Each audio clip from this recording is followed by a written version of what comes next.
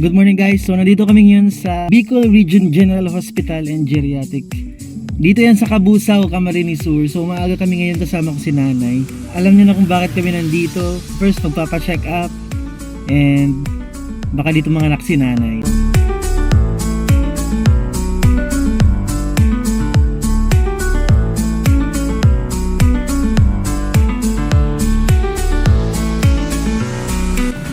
After triage, pupunta na kami sa outpatient dito sa loob.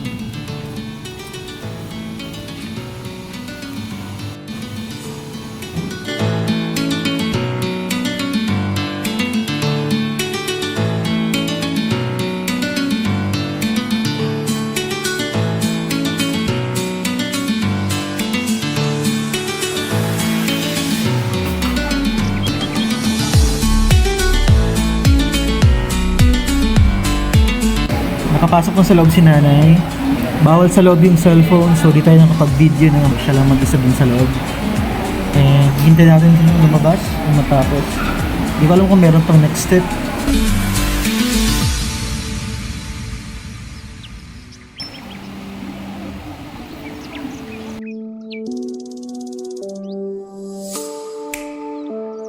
Kumusta? Ha? Mabuto ng ubi. Ano ginawa sa'yo? Nagpaan. Nagpapot kung maaaring ako nasa-CS. Tapos? Ha? Tapos, sabi ko update. Pero, Ano sunod na step?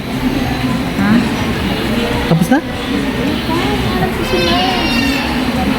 May bulong pa ko sa pharmacy daan. Ang sabi? Sabi niya, normal man lang. Papaulit niya na rin. Pero makaulit.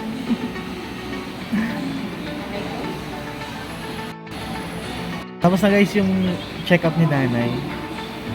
So sabi ng doktor okay naman daw. Ang sabi. Tapos babalik tayo ng babalik tayo next week para sa follow-up check-up.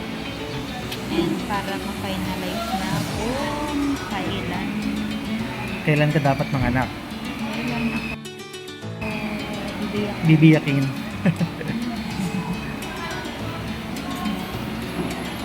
Uy, alauna na. So guys, time check is 12:30 na. Huh? Ilang oras na tayo? Nakarating kami by 5, siguro 5:45. Di pa kami nagla-lunch.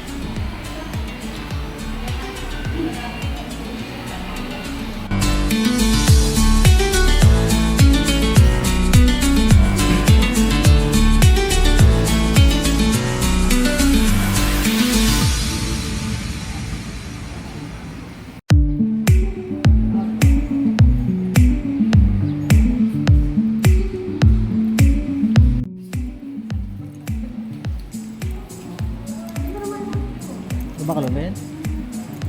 Nakalibre. Hmm? Nakalibre. Kalibre. Malay mo. Kalibre siya. Kapag yung mga ito. Tapos, And then. we're done. So, So, it's past 1 PM na. Next week ulit. Next week babalik tayo for follow-up check-up. Di ka pa nang manganganak. Ganun. So yung kailan ka ba manganganak? May 6 na. May 6. May 6 daw pero di siya pinayagan ni Doc. May 6. Para one day na lang. So let's see.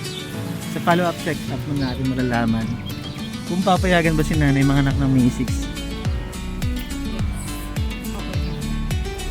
So mag-relax na kami. Gutom na din si baby.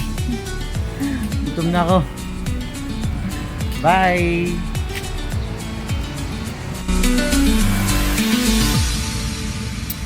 Nagutom yung buntis.